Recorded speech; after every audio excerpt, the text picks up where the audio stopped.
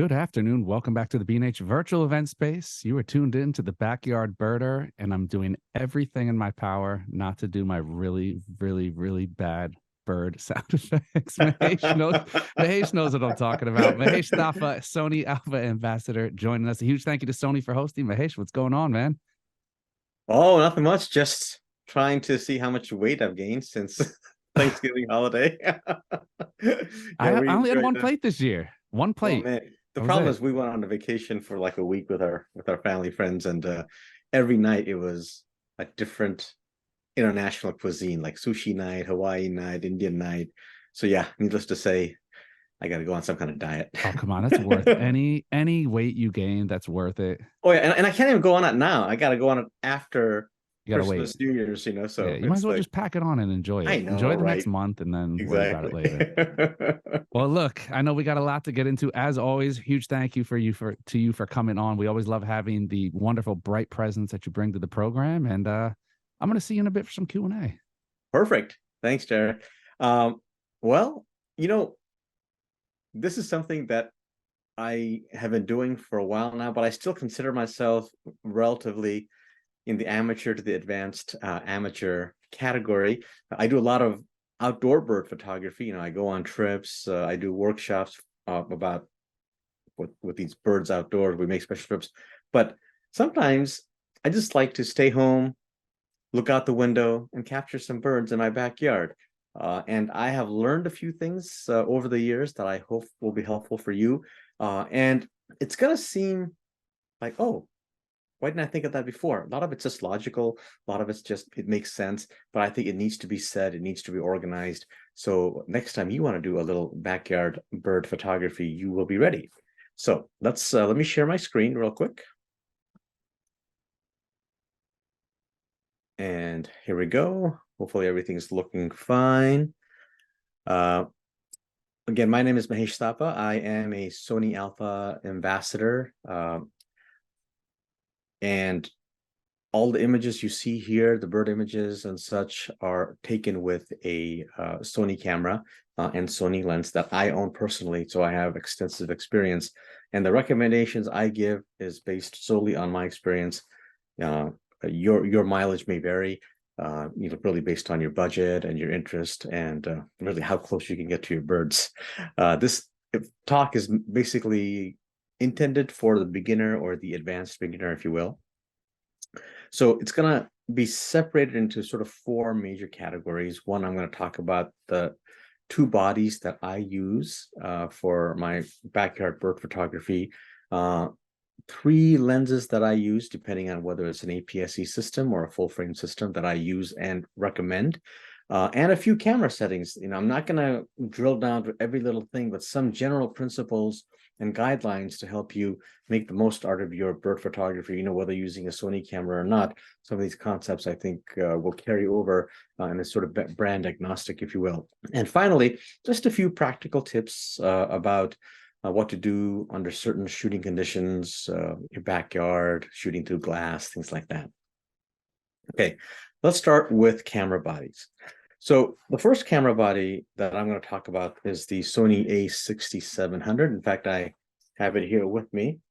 This is my sort of APS-C go-to small system. I think it is more than adequate if you have a well insulated system. You got your backyard set up just right. Lighting is good, and you don't, need a lot of full frame glamour. In many ways, the APS-C system is preferable to a full frame system because of that added reach the crop sensor gives you. So it's a 1.5 crop. So something that's a 300 millimeter lens ends up becoming 450 millimeter equivalent. So I think in many ways it helps you a lot. So if you're just starting out, no reason to go full frame. If you're testing the waters, I think an APS-C body is just great. Just realize that you need a little bit more light than the full frame system. But again, A6700 is great. And these are the reasons why I think A6700 is good as a sort of starting out bird photography camera. It's got a good amount of megapixels. 25, 26 is sort of what I consider the low end, because oftentimes you're photographing tiny birds, and even with a big lens and a crop sensor, it's not going to fill your frame unless you can get really close. And if by the time you get really close, you've sort of spooked them away. So 26 seems to be the magic number as far as a little bit of croppability, and more importantly, minimizing the noise if you do have to bump up the ISO a little bit. It's got a dedicated AI processor. It's new for Sony, that it is amazing at detecting birds or animals or faces or whatever. But for birds in particular, I mean, not only does it lock onto the bird, and these are tiny birds, these songbirds, but it locks onto the eye of the little tiny birds. And the continuous autofocus that I'll talk about in a little bit, along with the subject recognition, it does a great job. So, you know, it takes a lot of the sort of thinking, if you will, or sort of the manual process of capturing bird, and it just lets you concentrate in being in the moment, composing your image the way you like, and shooting away. So I really like that AI processor. It has a lot more autofocus points than its competitors or even its predecessor, and all those autofocus points are face detect, and that's what you really need for these fast-moving objects like birds. So I really love that. And because it's such a large coverage area, it covers about 93% of the sensor. Your bird could be anywhere in the frame, and you'll be ensured to get a very nice, sharp shot. Real-time recognition for the wide range of subjects, like I said, you know, and you know, it's amazing. It doesn't matter what type of bird, whether it's an eagle, although I don't have any backyard eagles, you know, or a bigger bird like a northern flicker, or a stellar jay versus a tiny bird like a nutsack, or nuthatch, nuthatch, or a like a robin, something like that. It does a great job of capturing all of that stuff. And again, its AI is geared toward tracking stuff real time. So it's really, really good at that. So if you had to go to a full frame, now, this is what I consider the top of the line full frame. I know any brand, as far as I'm concerned, for bird photography. I know Sony just came out with the A9 III, which may be a little better, but it's debatable, because this gives you the 50 megapixel sensor, which I really like, again, for croppability. I think, again, this sort of 40, 50 megapixel at the full frame level is sort of what you want to be at for bird photography, again, for its croppability, because a lot of the objects are so tiny that you're looking at. It's got a beautiful electronic viewfinder, and when you shoot high frames per second, there's no blackout. So what you see is exactly what you get. Many cameras, most cameras, when you take a picture, there's a little blackout. So there's a little delay in where the bird is and what you've actually captured. So when birds are moving very, very fast, you want a camera that has minimal or no blackout, what this offers. And again, much like the A6700, its ability to track birds, really, I mean, I'm a Sony ambassador, but I have tried other brands. Sony's ability to track animals and birds, I think, is really second to none. So I'm a really firm believer of that. Even if I wasn't represented by that, if I had to go and buy a camera today for birds, I'd choose a Sony camera. Right. So those are the two cameras. So I mean, this is my setup for the full frame. This is the A1 right here. And I sort of showed you what the APS-C was. And we'll talk about the lenses a little bit now, what I think are sort of the way to go. And here's the general rule. So no matter how long a lens you have, especially for birds, it's never long enough. You could have a 1200 millimeter lens. You'll get a situation, you know, if I just could have been a little closer, if I just had a slightly longer lens, this would have been such a great shot. So, you know, embrace the limitations. If all you have is a 200 millimeters, you know what, do the best you can with that, because no matter how long a lens you have, you're always going to wish you had a little extra. I wish I had a little converter for this. Just come to terms with that. That you're never going to have a lens long enough that you need for every situation, because just the nature of birds. For the APS-C system, this is what I have on it right now. So this is the 70 to 350 GOSS. This is probably my favorite lens on the APS-C system for birds. You know, 350 millimeter equivalent means, close to 500 millimeters, I think. I can't do the math in my head right now. At 1.5 crop, and 500 millimeters is great equivalent. And it's an f4.5 to f6.3, so it's a little not as fast, but if you have good light, it's perfectly good. And remember, having that little bit of stopping 6.3, 4.5, it actually gives you a little bit more depth of field, which is awesome, because you want a little more depth of field on the birds. You want to blur out the background, but you want the entire bird in focus. Oftentimes you may get the beak in focus and not the eye, and vice versa. So it's hard to nail just the eye all the time. Even with the great autofocus tracking and recognition by Sony, it can be slightly off. And having that little bit of depth of field with that f5.3, f6.3, or f4.5, depending on where you are on the focal length, actually helps you a little bit, as long as you can overcome the lack of brightness, if you will. So these are great for bright conditions, and even some overcast conditions where it's not completely dark. So it's great. It's got optical image stabilization, so you can handhold this without any problems. But one thing that I want to stress to you guys is image stabilization, I think, for bird photography isn't as crucial as it is for other types, because oftentimes you're shooting at very high shutter speeds, even for still birds, because they're moving their heads left and right. So it's not like you can shoot that at 1/10 of a second or 1/30th of a second, because their heads are going to be blurry. You're often shooting even at perched birds for 1/250 at 1/500th of a second, and at those shutter speeds, image stabilization really isn't doing very much for you. So it's great that it has it, so it makes it versatile. But if you didn't even turn it on, it would still be okay, because you're shooting at such high shutter speeds that it's not going to become a factor. That's how I personally look at it. And sometimes I just turn it off because I don't need it.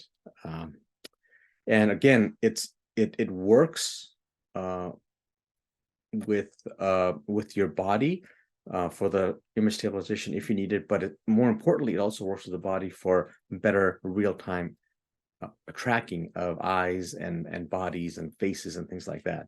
And just like the camera body, the lens itself is weather sealed. So I've taken it in pretty inclement weather conditions. It's got a gasket here, over here, between the lens mount and the lens, which is does a great job of keeping dust and moisture out.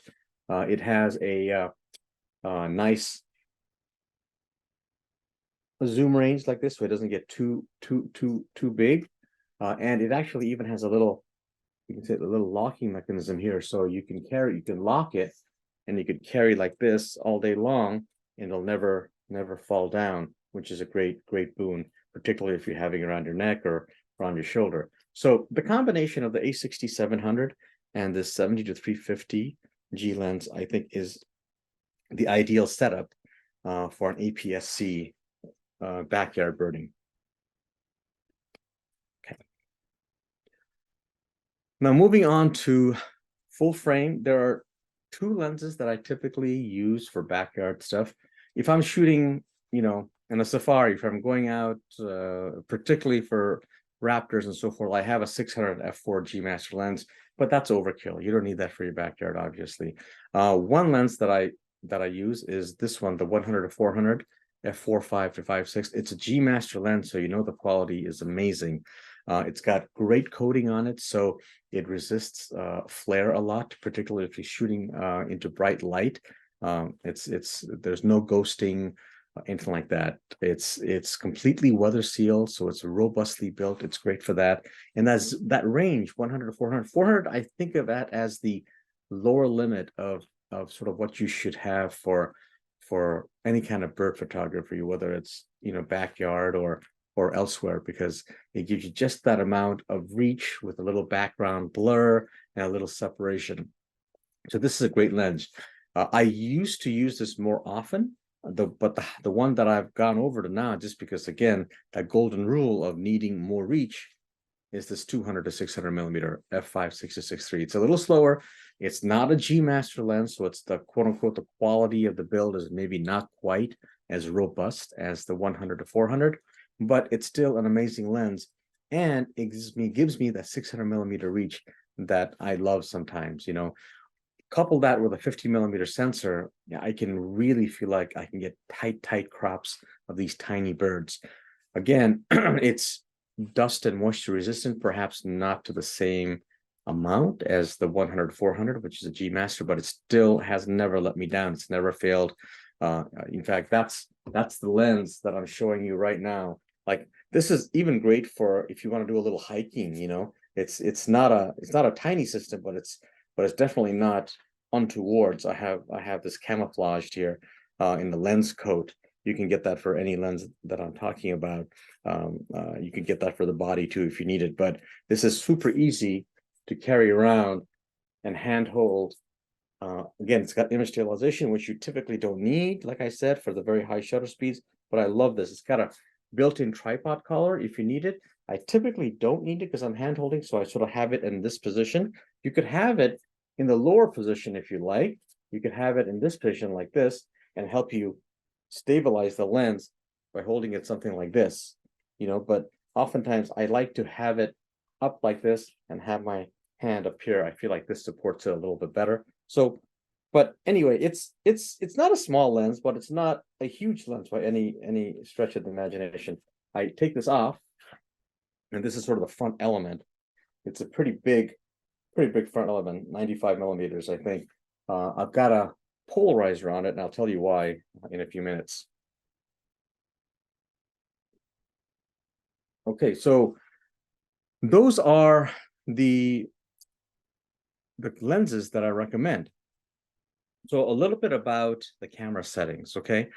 And experiment with these. Some people like doing this, some people don't. I've just had a lot of experience, and I think if you give it a try, and if you stick with it, you like it.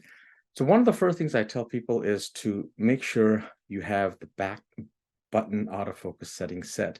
And you sort of go to your menu system, and it's a little different depending on what camera you have. But what you typically have to do is you have to say autofocus with shutter off. What that means is that when you're pressing your shutter button here, typically it'll try to autofocus, right, as you press this and auto exposure.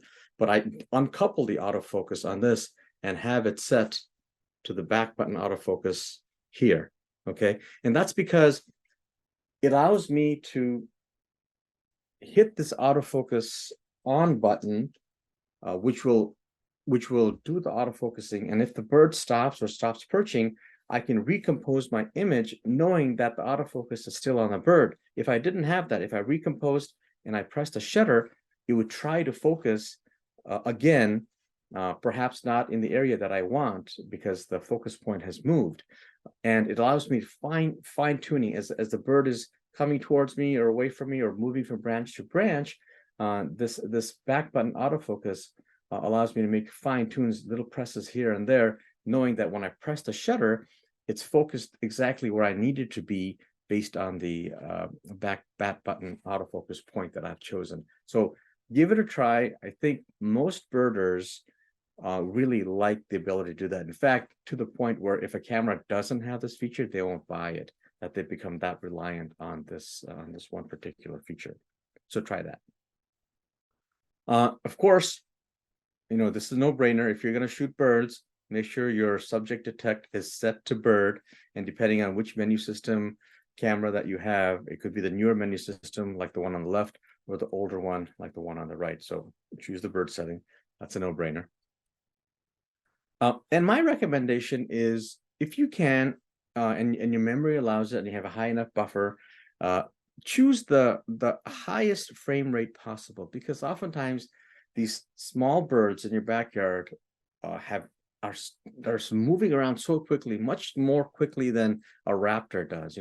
One branch to another, wing position, beak position, head position, and the highest frame rate actually makes a big difference between one frame to the other, getting that perfect position of the wing or the bird or the eye, if it's blinking or not, whatever, you're gonna capture that. So, but make sure you choose the highest possible with autofocus, because if you don't have autofocus, you're just shooting randomly, and minor movements will result in blurry images. So even though highest frame rate without autofocus is frequently higher, for me, that's not as effective and not as helpful as a high frame rate with autofocus. So I typically choose the H and not the H plus, if you will.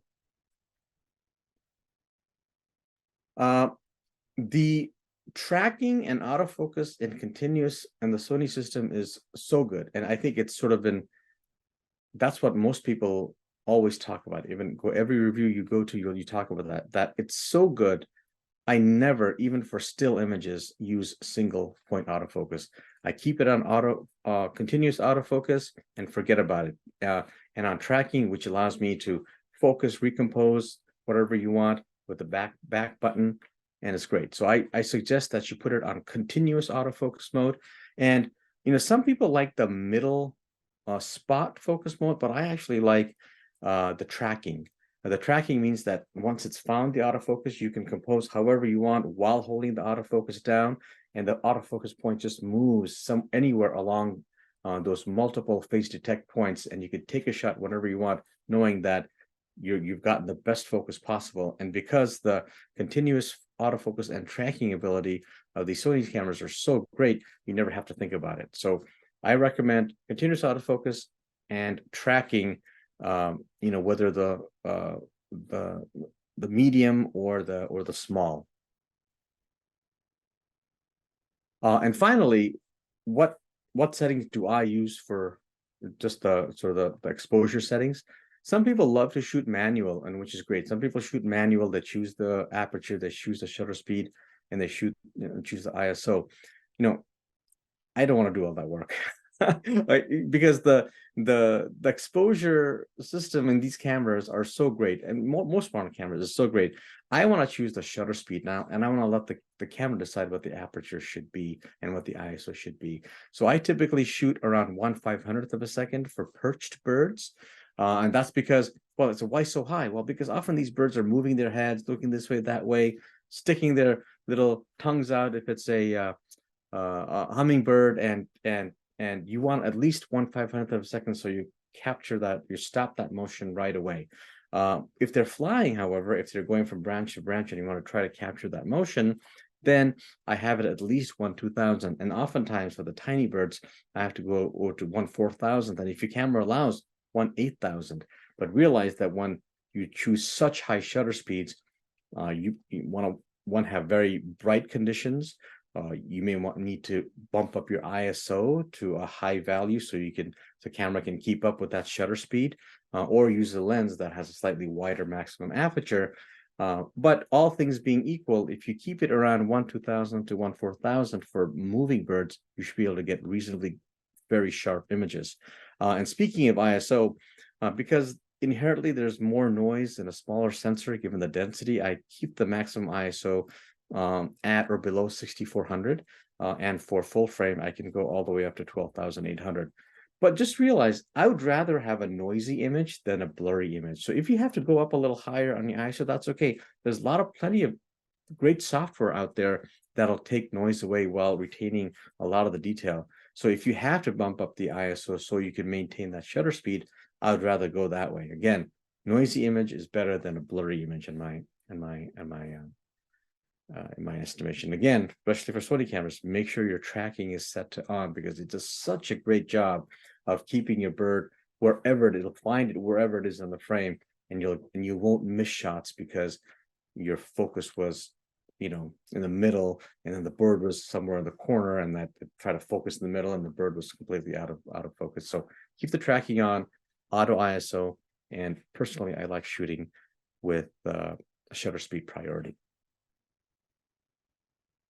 Okay, a few practical tips, then, not outside of cameras and lenses and settings, but a few things that I found have really helped solidify my bird photography and has let me have a lot more keepers. One, I am often shooting through my glass. The weather in Seattle is not great, so I don't want to be standing out there in the cold and in the rain, but the birds don't care. They're out there having fun, and it's often they're very active when it's a little rainy. So I'm shooting through glass for my dining room area. So if you're shooting through glass, make sure that your lens is perpendicular to the glass, right? Don't have it tilted this way or this way. If you have it tilted, there's more of the glass surface that the lens has to look through, if you will. And the more that happens, the more distortion, the more aberrations you're going to find, and the softer the image, less contrast the image is. So as much as you can, be at 90-degree perpendicular to that glass surface, if you will. That really has helped me out a lot. If you're shooting inside, looking outside, turn off the lights. All the lights that you have on is going to add more glare to that window. And the more you can minimize that, the better. And if you can, take your lens and get as close as you can to the surface of that glass. You may even want to touch it. So again, that is to minimize the amount of glare that lens is exposed to, because the lens is now only looking through this much of the glass of the window versus this much of the window. The smaller that diameter you can make it, the less glare you're going to have. And like I said, this lens actually has a little polarizer on it. Now I take this polarizer off if the conditions are not very bright, because it often, you lose about a stop and a half of light when you have a polarizer. For certain situations, when you can't avoid the glare, you put the polarizer on and you engage the polarizer, and the glare goes away just perfectly. So if you have good light, there's no reason why you shouldn't use a polarizer, even for bird photography. A lot of people don't consider that because it stops the light or whatever. It does, but under certain circumstances, when you have good light, it's okay to sacrifice that. And finally, you can actually see in the picture here, this is what's called a lens skirt. It's one of my favorite accessories that I have bought, and not just for sort of through the glass bird photography, but also when I go in tall buildings and I want to get a cityscape through windows. I just put this up against the window. It's not bothering anybody. You can get different sizes, so it's only occupies a small area. So this is a way of just eliminating all the extraneous light in the room from hitting the glass and causing glare. So it has, and I'll show you, I have it with me. It actually has little, you see this? It has little suction cups here like this, that you can put right up against the glass, right up against the glass, and it'll stay there. And your lens sort of comes in through here, and this is where your lens is going to be, like this. And then you shoot with your body over here, and you shoot through this little hole. And you could tighten that hole to make sure that you get even less light in. You can tighten this like that. So again, like I said, they make this in various sizes depending on what camera Mahesh, lens it combination you looks have. like your video froze. You might just want to turn it off and turn it back on. Okay. How's that? There we go. Great. Perfect. Great. Sorry for that, guys. So No I don't know how much you saw that, but this was the lens skirt that I was talking about. This is that sort of device. And you put your camera and lens through this here. It actually even has a little drawstring to go completely around your lens, so there's no light leak coming from anywhere. And finally, it's got these little suction devices at the corners, so you can put it right up against the glass, and it'll just stick there. And when you're ready, you take it off. Like I said, you can get this at various sizes, depending what size of lens you have, and it can be quite unobtrusive. And I feel like you can take it up, in buildings, and I've actually used this even in a plane, looking out the window for a plane. It's a small one, put it right up against the window, no glare whatsoever. So highly recommended. And for my birds, this is exactly what I do. And I think B&H sells them. So find a local nature shop, bird shop, or pet store that specializes in bird feeders and food. I say this because the people there often are very knowledgeable. They're birders themselves. They do a lot of backyard stuff. A lot of things I've learned about what type of food certain birds like, certain seeds attract certain types of birds. They give great advice. Your local area may have various types of birds, and if you want to particularly attract northern flickers, or you want stellar jays to come, then you want a certain type of feeder and a certain type of food. A lot of times you get this, if you go to like Amazon or wherever and get these big bags of food, it has a lot of filler in it. And in fact, when I first started birding, I used to do that thinking, oh, what a great deal, I get all this bird. But I used to look at the birds and they used to just pick out like a bunch of stuff and just throw it all over the place and only eat like one or two things. I'm like, huh, these guys are really picky. But it's because there's a lot of stuff in there that really the birds didn't want to eat, or that particular type of bird in my neighborhood, in my area, didn't want to eat. So since I've gone to like a specialty bird place, they've been great. And almost everything I put out there gets eaten by the type of birds I'm trying to attract. And it helps support the local stores and local community, which is always great.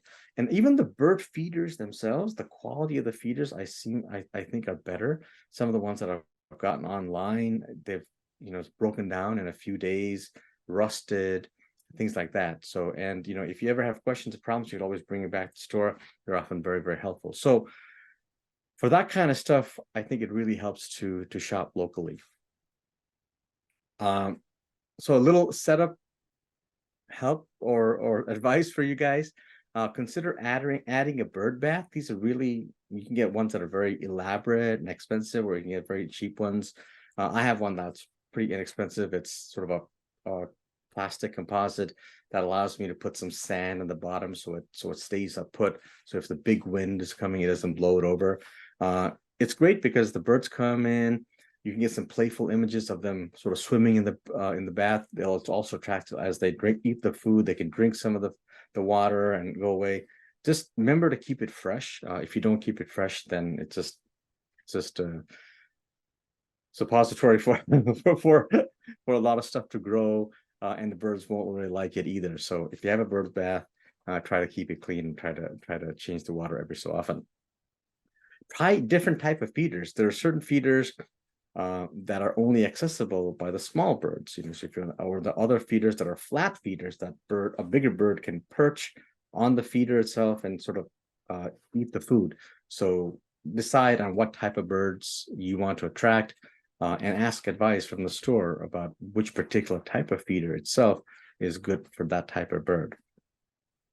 And one of the things I learned as I went along is, I got all these pictures like the one on the right. I think this is a great picture, but I don't like the fact that I can see a little birdhouse over here, So what I've learned is, like, next to the birdhouse, I have a branch. So what they'll do is they'll land on the branch first. They'll look around, make sure there's nothing that they're scared of, and then they'll go to the bird feeder and they'll eat. So the branch itself serves as a beautiful natural setting, and the images look great like that. So often I will do that now and get these beautiful images on what quote unquote natural setting, as opposed to around this birdhouse. So consider putting little branches or sticks or something in the ground next to the feeder, or adjacent to the feeder or something like that. And no matter what you do, you are not going to be able to get rid of squirrels. That is just sort of one of the things that's going to be part of your daily life. And embrace it. Get some pictures of some squirrels. They do some funny poses. They interact with each other. They're very, very playful. So just realize that some of the food that you put out is going to be eaten by squirrels. But instead of trying to get rid of them or trying to make these elaborate, I've seen YouTube videos. No matter how elaborate setup you make, the squirrels will outsmart you, man. They will figure out how to get in those feeders no matter what you do. It's hilarious. Okay. And finally, so this is sort of like my backyard. I say quote unquote backyard. This is actually my front yard. But this is sort of how we've set this up. It's not a huge place. You can actually see I took this with an iPhone. There's a little glare because I'm shooting this scene through this window that we have. And here's like an idea of, here's a northern flicker. That was a stellar jay that went by. We get a lot of hummingbirds. So we have little hummingbird feeders over here, as you can see. And different types, flat feeders, little cake feeders. My wife loves to just sit as we're having breakfast and just watch these guys. So even if you don't take pictures of these amazing little creatures. It's just relaxing to watch them and enjoy what they're doing. That's it. So if you guys have any questions, Get those questions in. Now is the time for it. What's your favorite bird to photograph? Do you have one, or is there any oh yeah, that hang I love out? hummingbirds. Oh man, I love Hummingbirds? hummingbirds. Oh yeah, they're amazingly tiny, and and you think they're very difficult to photograph, but in some ways they're not, because they'll sit there and hover. You know, they'll just hover. I'm like, wow. I mean, like deadpan, and you get these amazing shots of them. You know, as long as you capturing while they're hovering and not flying away.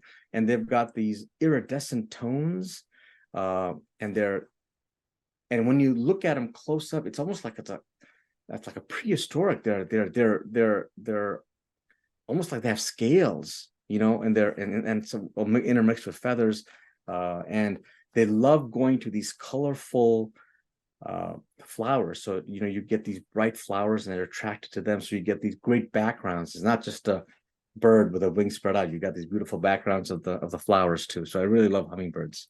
They know right where to go for the best Oh photo yeah. op. It's funny. I remember the first time I saw it when I went to California as an adult, and I'd never seen a hummingbird before. And here I'm thinking like regular sized bird. You know, it's like coming from out here, it's like everything, it's like seagull, pigeon, everything's all the Right. same class. And I remember seeing this thing moving. I'm like, wait, is that an insect? Is that like a dragonfly? It's Yeah, like, it's so they're tiny. little tiny. Do you have any tips for shutter speed? Because it's one of those birds where it's like you said, they kind of hover in one spot, Yeah, but you want to, because the wings move fast. I think that's what makes them so impressive. Do yeah, you go to a shutter speed that's fast enough to yeah. freeze the body? I But go as high as I can. okay, So for that I'm shooting like on the A1, I'm shooting 1/8,000th of a second if I have good light. I mean, I'll just freeze it. And you know, if you can, what's great is it's got that burst speed of like 20, 30 frames per second, whatever it has. You do that, and if you get the right moment, you get this beautiful series of the wing, and you can capture that perfect position of the wing that's nice and sharp. And even as 1/8,000, you'll still see a little bit of motion blur, because it still is way faster than even 1/8,000th of a second can. But actually, I think it contributes to the aesthetic, to the beauty of that bird. So for hummingbirds, I try to keep it as high as I can. Some people, I have not tried it, but some people actually have flash set up outdoors, particularly for hummingbirds, that, you know, they'll have a feeder, and as the hummingbird, and they have the flash directed close to the feeder. So they'll put some flash and get some really nice shots that way. yeah, I'm gonna have to watch a replay of this at least once, because I still, no matter how many times I go out and try to take photos of birds, they're horrible. I don't know. I don't know what I'm missing, but I'm missing something. We did have a question come in from Pete joining us on YouTube. Great presentation. What package do you use to make any edits? What's your Edits. post processing like? Oh, right.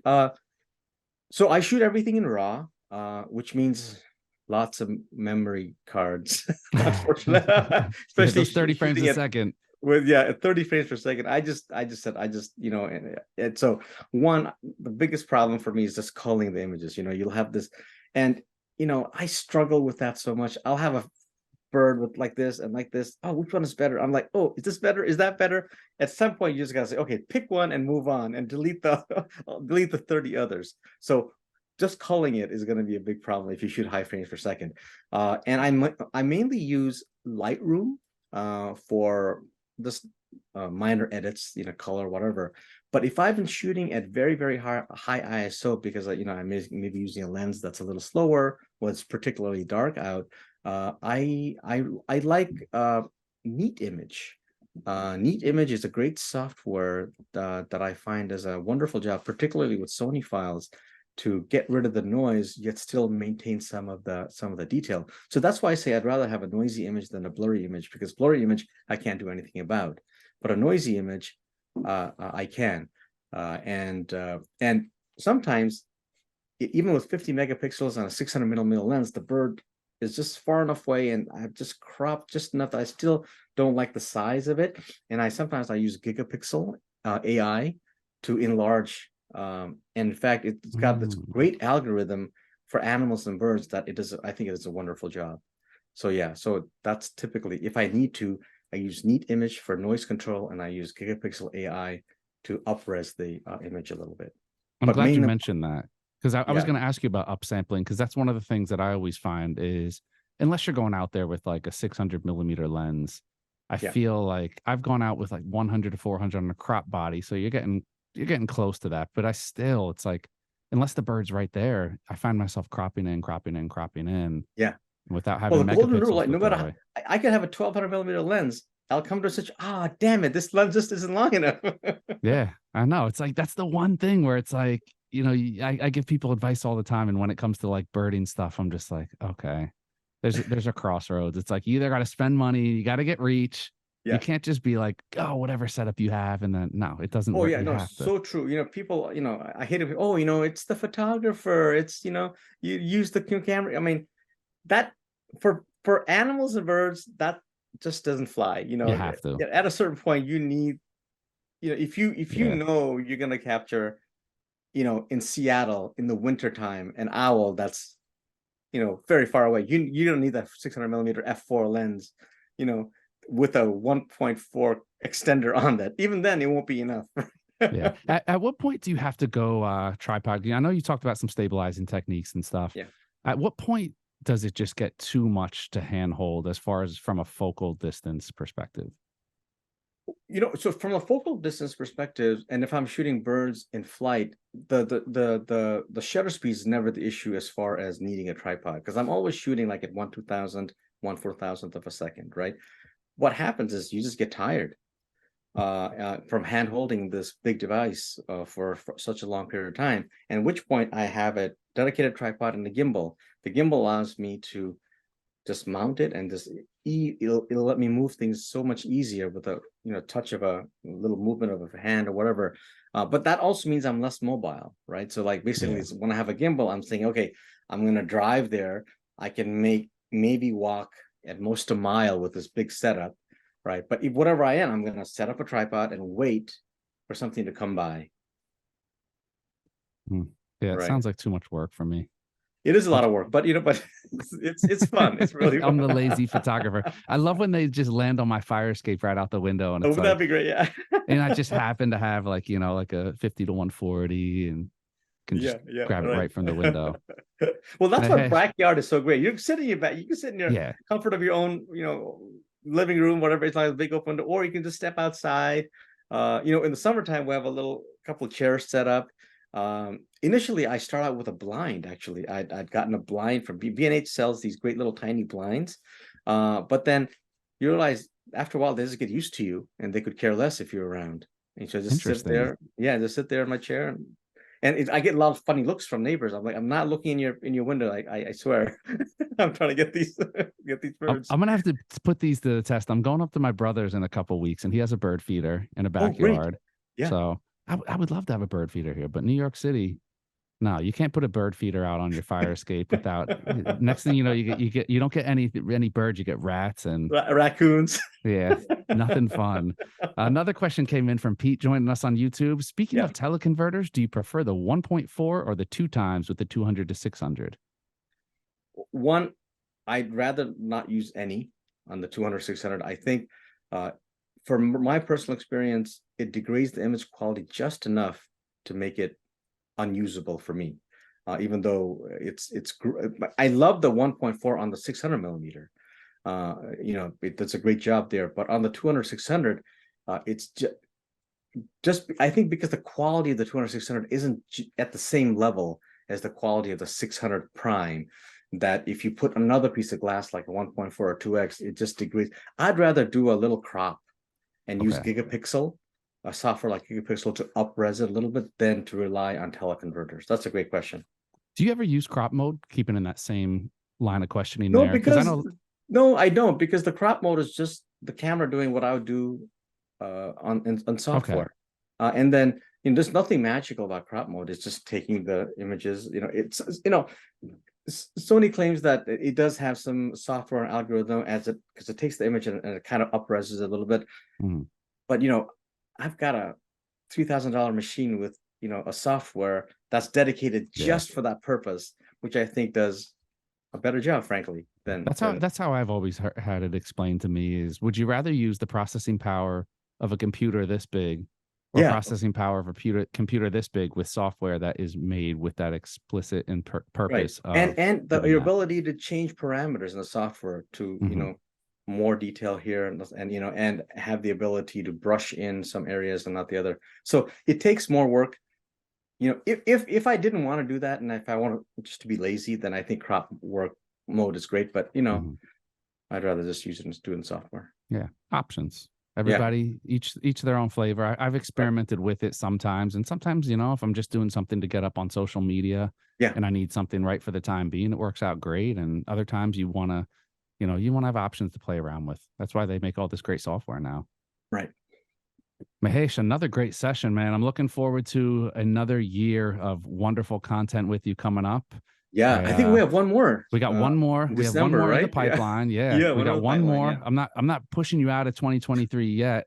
I'm looking to the future, man. This is great. That's great. It's I always love it. great. I love It's always great having it. you on. You always bring us new, fresh content and a lot of positivity. So we love that. We love having you on. Huge thank you, of course, to Thank you, Sony for Derek. always Thank you, hosting Derek. these Yes. and being a big Thank you, supporter of buddy. what we do here at the event space. And to all of our viewers out there, we love you guys. We love you guys tuning in, getting your questions in. There we go. Little kiss to everybody. Mahesh, we'll see you again a couple weeks Yeah. now, right? What is Yeah. it? Next, I think December sometime, but yeah, Is it? Yeah, I was gonna say the 14th, but I'm not sure. I'm not sure. Don't I don't got to look at quote the me on calendar. it. I'll have to I check. know. But it's on the Event Space website, and if you guys don't already go there, check it out. You can also sign up for our email blast on there. We do send an email blast out twice a month that'll let you know all the events that we have coming up in the coming months. And then everything we do is broadcast live to YouTube. So make sure to check out our YouTube page at B&H Event Space on YouTube. But that is it. That's all we got for you for today. It's been a wonderful Thursday of content here. Huge thank you to Mahesh and everybody else who's been a part of it. That's all we got for now, though. Another round of the B&H virtual event space in the books. Catch Bye, y'all next guys. time.